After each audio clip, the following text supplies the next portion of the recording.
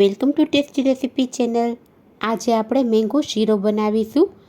એકદમ દાણેદાર અને મોંમાં મૂકતા જ પીગળી જાય છે અને સ્વાદમાં તો એટલો ટેસ્ટી લાગે છે કે તેનો સ્વાદ ભૂલાતો નથી। મેંગોની એક આ નવી રેસીપી જેને ટ્રાય કરવા જેવી છે અને બનાવવામાં તો એકદમ સરળ છે। જો તમે એકવાર આ રેસીપી ફેમિલીને ચખાડી દીધી તો વારંવાર બનાવવાની ડિમાન્ડ કરશે, એટલી ટેસ્ટી લાગે છે। તો ચાલો તેની રેસીપી બનાવવાનું શરૂ કરીએ। મેંગો શીરો બનાવવા માટે અહીંયા મેં એક પાકી કેરી લીધી છે। એકદમ પાકી અને મીઠી કેરી હોય તેવી લેવાની। મેં અહીંયા કેસર કેરીનો ઉપયોગ કરેલો છે। તમારી પાસે જે પણ વેરાયટીની કેરી હોય તેનો ઉપયોગ કરી શકાય। કેરીનો ઉપરનો ભાગ કાઢી અને તેને કટ કરી લેવાની છે। આ કેરીમાંથી આપણે પલ્પ તૈયાર કરવાનો છે, તેના માટે નાના ટુકડામાં કટ કરી લેશું। તમે જુઓ, અંદરથી કેરીને એકદમ સરસ પીળી અને પાકેલી છે। આવી કેરી હશે તો તેનો ટેસ્ટ અને કલર ખૂબ જ સરસ આવશે। ચમચી લઈ અને આપણે કેરીનો પલ્પ અલગ કાઢી લેશું। બાકીની કેરી છે તેના પણ આપણે ટુકડા કરી લઈએ। કેરીને કટ કરી અને હવે એક મિક્સર જાર લઈ લેશું। તેમાં કટ કરેલા ટુકડાને એડ કરી દેવાના। કેરીની સાથે અત્યારે બીજું કંઈ જ નાખવાનું નથી। દૂધ, પાણી કે ખાંડ કશું નાખ્યા વગર તેને પીસી અને પલ્પ તૈયાર કરી લેવાનો છે। અહીંયા જો આ રીતનો સ્મૂથ એવો પલ્પ તૈયાર કરી લીધો છે। તમે બ્લેન્ડરમાં પણ તૈયાર કરી શકો છો, પણ મિક્સરમાં તૈયાર કરવાથી તેના રેસા મોઢામાં આવતા નથી। એક વાસણ લઈ તેમાં 1 કપ જેટલું દૂધ એડ કરીશું અને મીડિયમ ફ્લેમ ઉપર આ દૂધને ગરમ કરી લેવાનું છે। આપણે રવાના શીરામાં ગરમ દૂધનો જ ઉપયોગ કરીશું। જો ઠંડુ દૂધ એડ કરીશું તો તેમાં ગાંઠા પડી જશે, એટલે ગરમ દૂધ એડ કરવું। દૂધમાં એક ઉભરો આવે એટલું ગરમ કરવાનું છે। હવે એક જાડા તળિયાવાળી કઢાઈ લઈ લઈશું। તેમાં 2 મોટી ચમચી જેટલું ઘી એડ કરીશું। ઘી મીડિયમ ગરમ થાય એટલે 3 ટેબલસ્પૂન જેટલી બદામ અને 1 ટેબલસ્પૂન જેટલી કિસમિસ લીધી છે, તેને ઘીમાં એડ કરી અને રોસ્ટ કરી લેશું। આ રીતે ઘીમાં રોસ્ટ કરેલા ડ્રાયફ્રૂટનો ટેસ્ટ શીરામાં ખૂબ જ સરસ લાગે છે। તમે ચાહો તો બીજા ડ્રાયફ્રૂટ પણ વધારે એડ કરી શકો છો। બદામનો થોડો કલર ચેન્જ થાય અને કિસમિસ ફૂલી જાય એટલું શેકી લેવાનું। બદામ અને કિસમિસ સરસ રીતે શેકાઈ ગયા છે, તેને એક પ્લેટમાં લઈ લેશું। જો તમે ક્યારેય આ રેસીપીને ટ્રાય ના કરી હોય તો આ સિઝન જાય એ પહેલાં એકવાર ચોક્કસથી ટ્રાય કરજો, બધાને ખૂબ જ પસંદ આવશે। હવે એ જ ઘીમાં અડધા કપ જેટલો રવો એડ કરીશું। અહીંયા હું ઓછા ઘીમાં બનાવું છું, તમે ચાહો તો વધારે ઘી પણ એડ કરી શકો છો। તેને બરાબર મિક્સ કરી મીડિયમ ફ્લેમ ઉપર આ રીતે ફેરવતા જઈ થોડો કલર ચેન્જ થાય ત્યાં સુધી શેકી લેવાનો। અત્યારે મેં રવાનો ઉપયોગ કરેલો છે, તમે ચાહો તો સૂજી પણ લઈ શકો છો। બંનેમાંથી આ મેંગો શીરો બનાવી શકાય છે। તમે આમાં વધારે ઘી પણ ઉમેરી શકો છો। આ રીતે મિક્સ કરીશું એટલે રવો બરાબર રીતે શેકાઈ જશે અને તેમાંથી ઘી છૂટું પડવા લાગશે।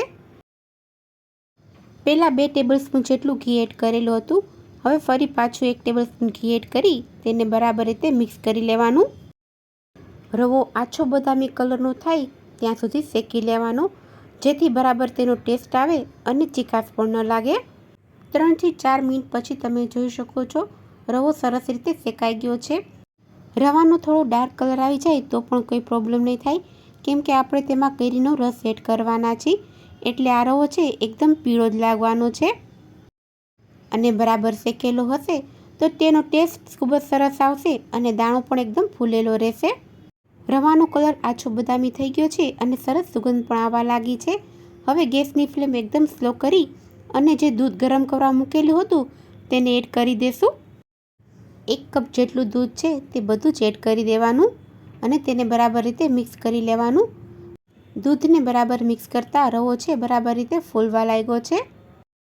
રવાએ બધું જ દૂધ એબ્ઝોર્બ કરી લીધું છે અને ડ્રાય થઈ ગયો છે।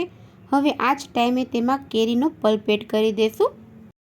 કેરીનો પલ્પ 1 કપ જેટલો છે, તેને એડ કરી સરસ રીતે મિક્સ કરી લેવાનું। અહીંયા જો તમારી પાસે રસ કાઢ્યો હોય અને એ બચેલો હોય તો તેનો ઉપયોગ પણ કરી શકાય। કેરી એકદમ પાકી હતી એટલે રવાનો કલર પણ તમે જોઈ શકો છો સરસ કેસરી આવેલો છે। કોઈ પણ જાતના ફૂડ કલરના ઉપયોગ વગર પણ ખૂબ જ સુંદર લાગે છે।